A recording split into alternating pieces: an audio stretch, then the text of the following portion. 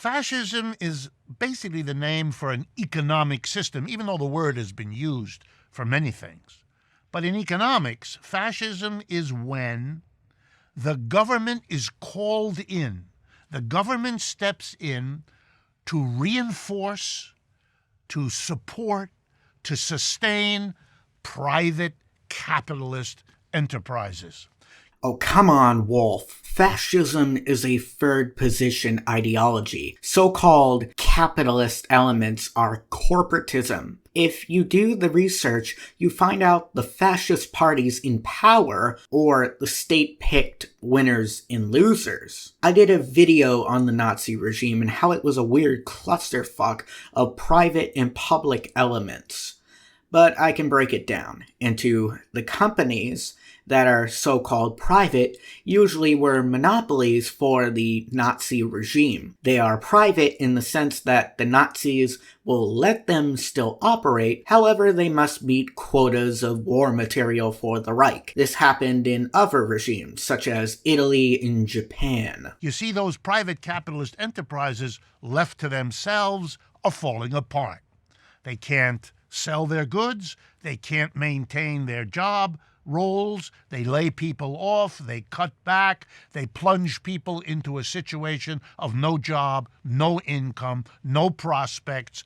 It's a mass suffering. You're framing this as private enterprise in general fails and begs for the state to intervene, when it's more accurate to say that corporations beg for the government to intervene. The companies in question could be failing, but they also could be thriving and are seeking protections under the law to prevent new firms from entering the market. Thus, they are seeking regulatory capture. They want to prevent little guys from competing with them. So this sounds more like a government monopoly to me.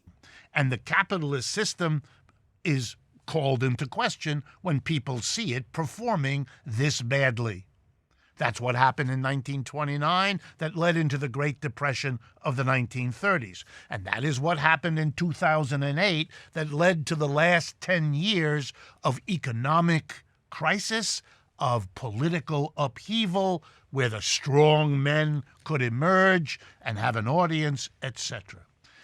Wolff, you do realize the policies that caused the Great Recession had to do with our monetary policy that led to a credit bubble? The housing bubble being caused by the federal government pushing down loan interest rates and laxing loan restrictions, also putting down interest in banks so people were more likely to spend than save. Fascist solution to capitalism's breakdown is to bring in the government to support private capitalist enterprises. It is sometimes referred to as a merging of the government and private enterprise.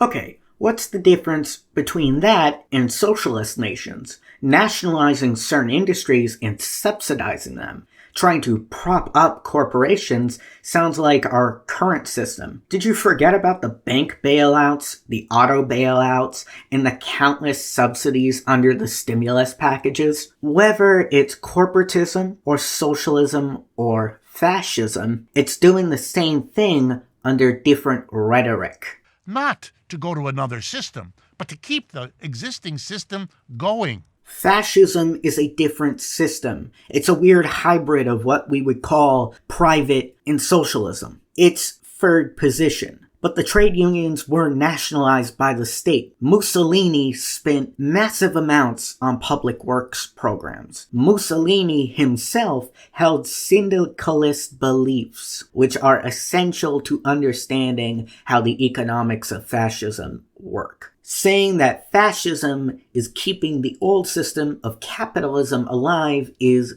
disingenuous. What does the government do in fascism? Well, it helps private capitalists by getting rid of the trade unions and replacing them with its own organizations, run by the government, controlled so that they support rather than challenge private capitalists. Interesting, Wolff. Wolff just admitted public unions run by the state can be be used to further corporation. It's a shame he uses capitalism to describe this, as nationalized unions in Germany and Italy in the 30s were fascist, therefore not capitalist. Here's a second one.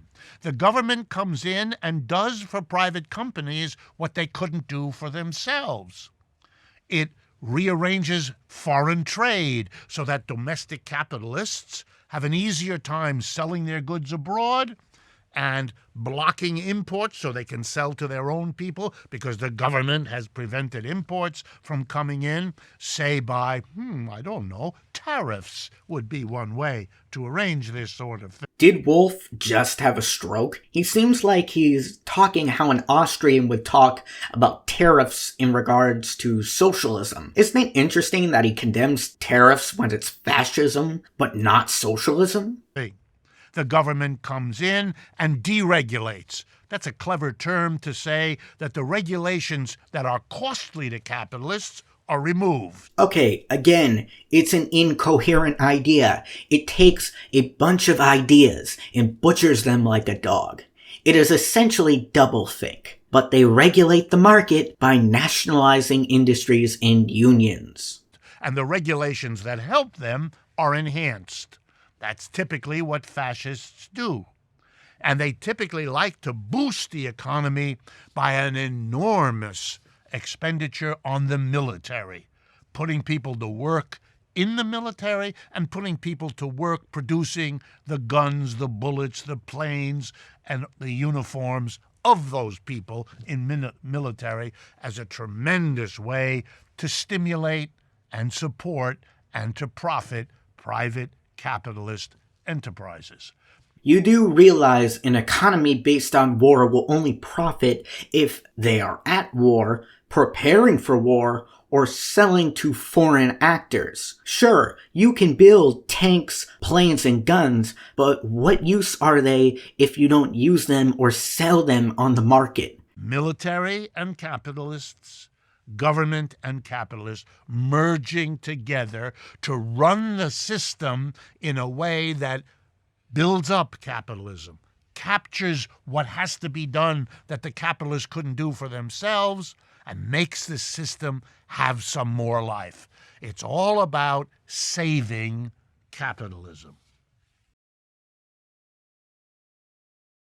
Anyways, I have a headache from that one. If you wish to read about fascism, check out the Wikipedia page on the economics of fascism in Italy, or the Mises Institute. You can also check out The Road to Serfdom by F.A. Hayek, an economist that witnessed fascism and actually escaped it during the 1930s. You can also check out Jim Jesus's video on whether Hitler was capitalist or socialist, and my video as well. I hope you guys have had a wonderful time. Thank you, and please subscribe.